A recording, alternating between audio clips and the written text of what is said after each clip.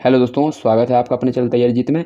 जैसा कि आपको पता है कि आपके प्रोजेक्ट कार्य यहाँ पर शुरू हो चुके हैं। 10 तारीख आपकी लास्ट दी गई है। ये हमारा यहाँ पर देख लीजिए सत्र दिया गया है 2022 का। तो यहाँ पर क्या दिया गया निर्देश देख लीजिए। प्रोजेक्ट कार्य का परीक्षा के उपरांत 10 अक्टूबर तक अनिवार्य रूप से जमा कराना है। प्रोजेक्ट कार्य आप अपने व्यक्तिगत अथवा सामूहिक रूप से भी करा सकते हैं। तो यहाँ पर प्रोजेक्ट कार्य 10 अंक को आपका यहाँ पर अंक कितने मिलने वाले 20 अंक होने वाले हैं आपके यहाँ पर।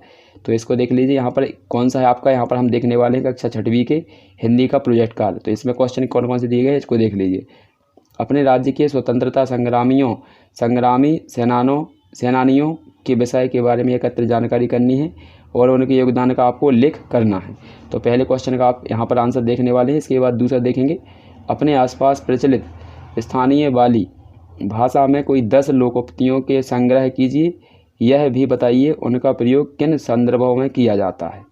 तो इनके आंसर देख लेते हैं। और यदि चैनल पर आप पहली बार आए तो चैनल को सब्सक्राइब कर लीजिए, जिससे कि आपको आगे आने वाले जो सभी पेपर हैं उनके सोल्यूशन मिल सकें।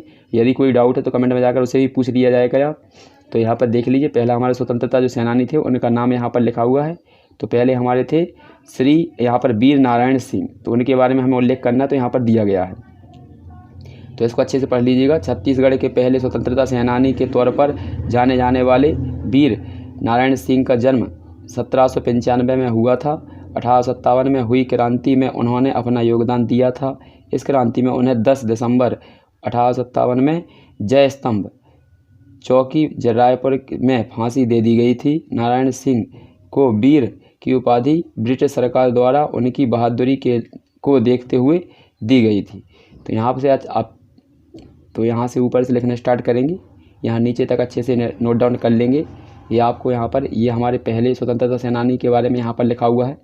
और यहाँ पर ये हमारे सेकंड हैं। तो सेकंड हैं हमारे यहाँ पर, इनके बारे में भी आप लिख लेंगे। यहाँ पर ठाकुर प्यारे लाल सिंह।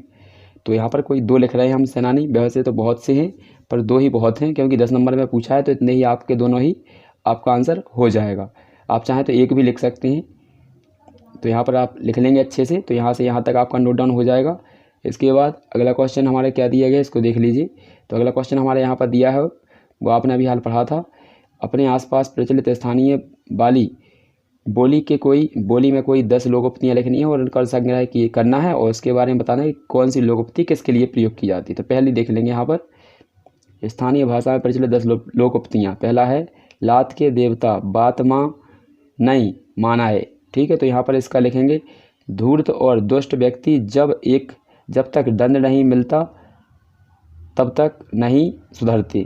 ठीक है, तो यहाँ पर ये इसका अर्थ था। ये दूसरा दिया है आदर के भात खाए बिन आदर के लात खाए। तो इसका मतलब होता है यहाँ पर आमंत्रित मेहमान को सम्मान मिलता है और बिना आमंत्रित मेहमान को असम्मान यहाँ पर अपमान सहना पड़ता है। मतलब जिसको बुलाया जाता है अगर वो आते हैं तो उन्हें सम्मान मिलता है, और जो नहीं बुलाए जाते हैं अगर वो जाते हैं तो उन्हें असम्मान मतलब जो क्या है अपमान मिलता है।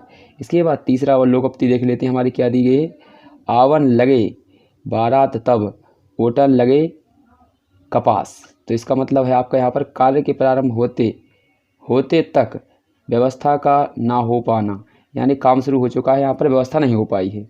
अगला है उजड़ी मड़वा माँ ढीढ़ट व नाच। तो इसका मतलब है कोई काम खत्म होने के बाद सुस्ती और तंदुरुस्ती दिखना। इसके बाद 5वां देख लीजिए, ये 6वां अच्छे से इसको पढ़ लीजिएगा और इनके आंसर नोट डाउन करते चलिएगा। इसके बाद अगला देखते हैं 7वां क्या दिया हमारा। आशा है कि आपने नोट डाउन कर लिया होगा अच्छे से। तो हमारा 7वां दिया गया यहाँ पर, 7वें को पढ़ लेंगे। एक ठन आमा के 100 लवेदा। तो इसका मतलब होता है किसी एक ही वस्तु का मांग अधिक होना। अगला दिया है हमारा मरे के ना मोटाए के। तो जिसका मतलब होता है जस का तस यथावत रहना, यानी जैसा है वैसा ही रहना। इसके बाद अगला दिया है हाथी बुलके गे पूछी अटक के। तो इसका मतलब होता है बड़ा काम पूरा हो चुका है और छोटा सा काम में रुकावट आ गया है। इसके बाद एक धान के 2 भूसा, यानी फ़ायदे पर फ़ायदा। तो ये आपकी 10 लोकोक्तियाँ थी जिनका अर्थ भी यहाँ पर दिया गया है। तो अगले वीडियो में मिलते हैं और इनका सलूशन लेकर प्रोजेक्ट कार्यों का।